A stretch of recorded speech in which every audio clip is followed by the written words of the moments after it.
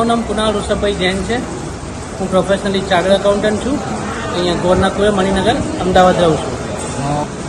યાત્રા બહુ સારી રહી.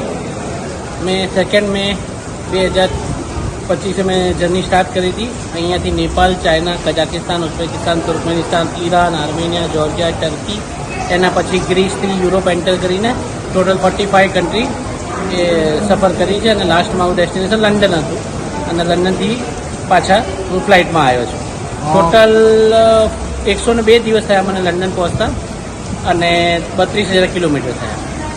પડાવ તો ઘણા બધા ચેલેન્જીસ હતા. સૌથી પહેલાં જો આપણે 2 વ્હીલર લઈને નીકળ્યા હોઈએ તો વેધર એક બહુ મોટું ટાસ્ક હતું મારા માટે.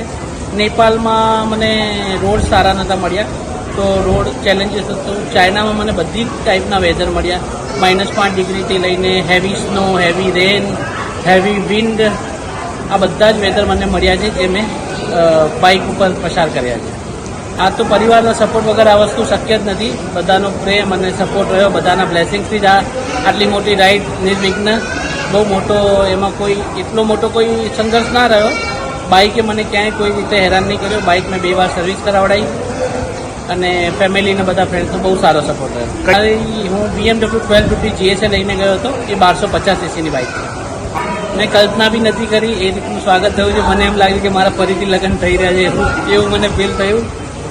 એરપોર્ટ ઉપર બધા આવ્યા હતા, મારું સ્વાગત કર્યું. પછી અમે અહીંયા જૈન મંદિર આવ્યા. બધા ત્યાં સમાજના બધા વડીલો, મારા પરિવારના બધા, મારા ફ્રેન્ડ સર્કલ બધાએ મારું ખૂબ સ્વાગત કર્યું અને મને પ્રોત્સાહન આપ્યું.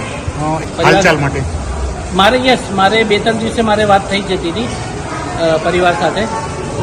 વિડીયો કોલ કે ફોન ઉપર વાત થઈ જતી હતી. કેવું છે, હું ઇન્સ્ટાગ્રામ પર બધી અપડેટ કરતો હતો તો મારા ફેમિલી મેમ્બરમાં બધા ફ્રેન્ડ્સ બધું ઇન્સ્ટાગ્રામ પર સ્ટોરીઓ જોઈને એમને ધ્યાન આવી જતું હતું કે ભાઈ આ શું થઈ રહ્યો છે, ક્યાં ફરી રહ્યો છે. તો એ બધા માટે ઇઝી રહેતું હતું અને 2 થી 3 દિવસે મને જેમ ટાઈમ સેટ થતું હતું એ રીતે હું વાત કરી લેતો હતો બધાથી. મને બાઇક રાઇડિંગ કરતાં 4 વર્ષ થઈ ગયા. મેં ઇન્ડિયા, અમદાવાદમાં અને આખા ઇન્ડિયામાં લગભગ 1 લાખ કિલોમીટર બાઇક રાઇડ કરેલી છે.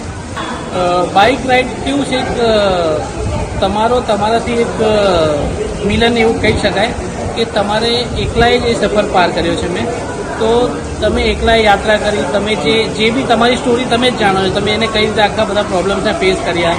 કારણ કે આખું મેનેજમેન્ટ છે, એવરી ડે હોટલ બુકિંગ કરવું, દરેક વેધર, ફૂડ મેનેજ કરવું, રૂટ પ્લાનિંગ કરવું, આખી બધી કન્ટ્રીમાં ક્યાં ક્યાં ફરવું છે એ બધું પ્લાનિંગ કરવું. તો એક ટાઈમ જ નહોતો મળતો.